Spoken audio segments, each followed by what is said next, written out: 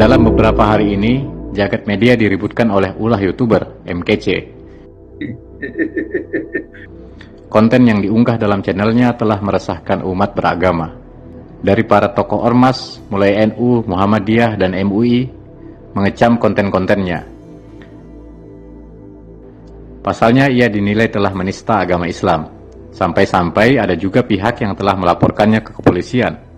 Dalam internal Islam, menista agama merupakan perbuatan dosa. Sebab bagaimanapun, penistaan agama akan berakibat pada penistaan umat Islam. Padahal Islam menyatakan, menista seorang muslim adalah kefasikan, sedangkan membunuhnya adalah kekafiran. Demikian Nabi bersabda. Namun bagaimana jika yang melakukan penistaan seorang non-muslim? Tergantung dari sudut mana kita memandangnya. Nabi Muhammad pernah dihina, disakiti, bahkan diusir.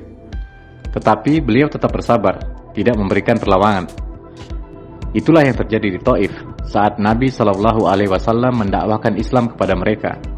Bahkan dalam satu riwayat, Jibril pernah menawarkan untuk membinasakan mereka yang telah menista. Tapi itu pun ditolak. Bahkan sebaliknya beliau mendoakan mereka mendapatkan petunjuk. Di saat yang lain, Nabi juga pernah mengalami penistaan. Tetapi saat itu Nabi berada dalam puncak kekuasaan. Penistaan yang terkenal datang dari Musailamah Al-Kadzab.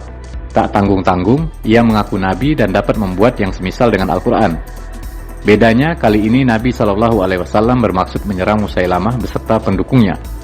Tetapi beliau menundanya, lalu beliau wafat.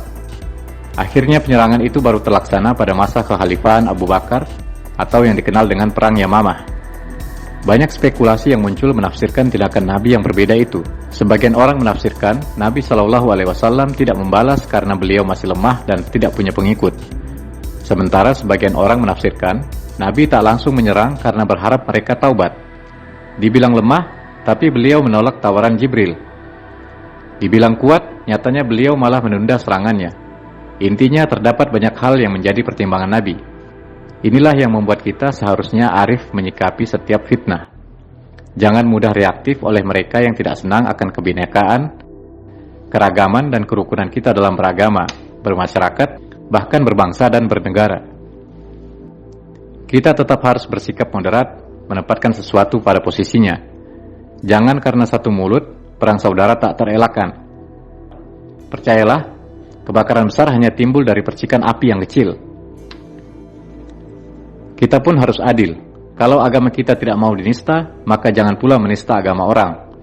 Sebab kalau kita menista agama orang, maka jangan salah jika orang menista agama kita. Janganlah kamu memaki sembahan-sembahan yang mereka sembah selain Allah, karena mereka nanti akan memaki Allah dengan melampaui batas tanpa pengetahuan. Demikian Allah berpesan kepada kita. Sekarang biarkan aparat menindak si kece. Tapi ingat, Anda pun juga harus menahan diri tidak menistakan agamanya. Karena dengan sikap moderat, kita tetap rukun, damai sentosa. Tetap semangat, ke NKRI, dan jangan lupa pakai masker. Wassalam.